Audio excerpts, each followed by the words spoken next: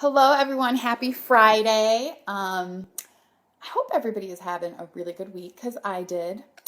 So this week I've gotten some really good questions as far as dating goes and for the podcast. So I really wanted to share some of them on Facebook because I think it's advice that we can all use. So the first one is from a guy. He's going to remain anonymous, but it's from a guy. He says, "Hi, Tennesha. I have a question. Is there a wrong way to stop dating someone? I'm not talking about a breakup, just someone who I've been on a few dates with. I had a situation recently where I explained to someone I really wasn't feeling it anymore, but periodically she would still call. I started ignoring her calls because I didn't want to have her thinking there was something still there. Was there anything wrong with the way I handled this?" To answer his question, so this man basically went out on a couple dates with a girl. He wasn't feeling it at all. So he told her he wasn't feeling it. She continued to call and reach out to him, and he wants to know if he handled it correctly. I think he absolutely handled it correctly because the best thing that you can do is be honest with somebody. So it's tough. Like, it's really tough. Nobody wants to hurt anybody's feelings. Like, you go out on a nice date with somebody, they might have been a great person, just not for you, and you don't want to hurt their feelings, so you just say, well, I'm not going to pick up the phone when they call ever again.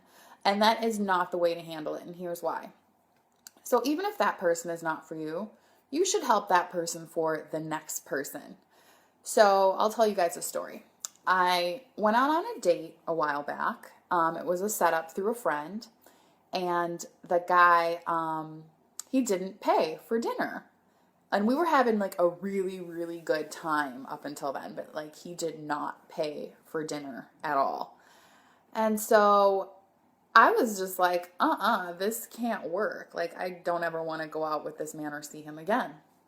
So then, hi, by the way, Stephanie. so then, um, so then he, of course, calls me up in a couple days and says, hey, like, let's go out again.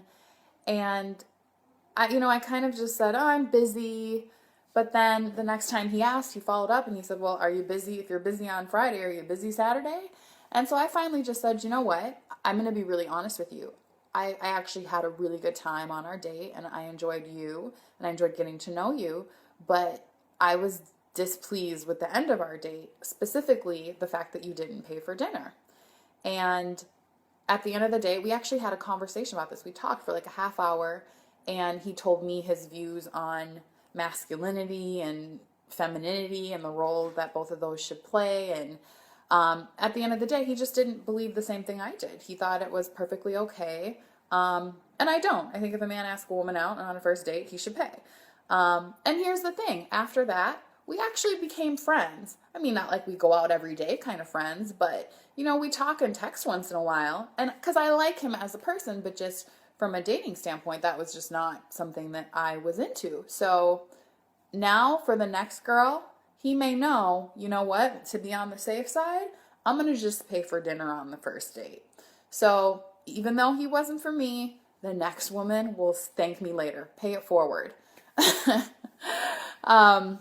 So yes, sir, you absolutely did the right thing by telling her. I mean, the sad part is she didn't get it and she didn't want to get it, so she continued to call you. But, if you tell a person that you're really not into it and then, they continue to call, you've honestly done your part of it. So there's really not much that you can do other than be honest with them about how you're feeling, which you did. So you did the right thing.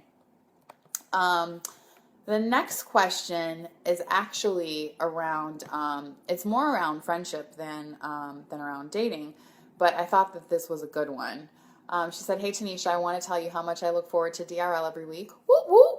My question is not about relationships, but more about friendship. I recently opened a bakery, which has been my lifelong dream. It took me many years and a lot of hard work to get the bakery up and running.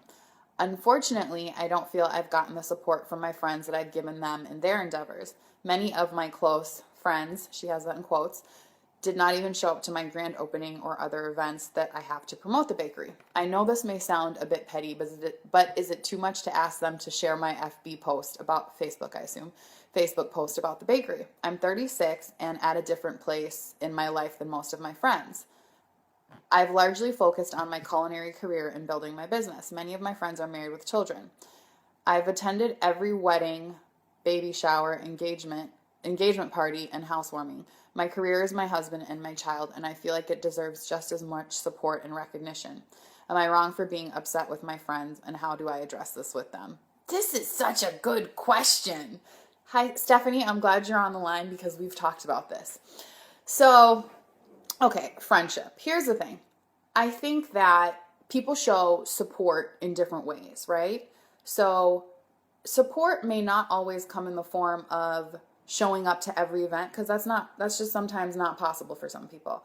Like you said, your friends have children, so their schedules may be a little bit different that way, so they can't show up to your events. Support might come in the form of showing up. Maybe it's just they call you and say, hey, I'm proud of you and I like what you're doing. Support may come in the form of, hey, I'm going to share your Facebook post.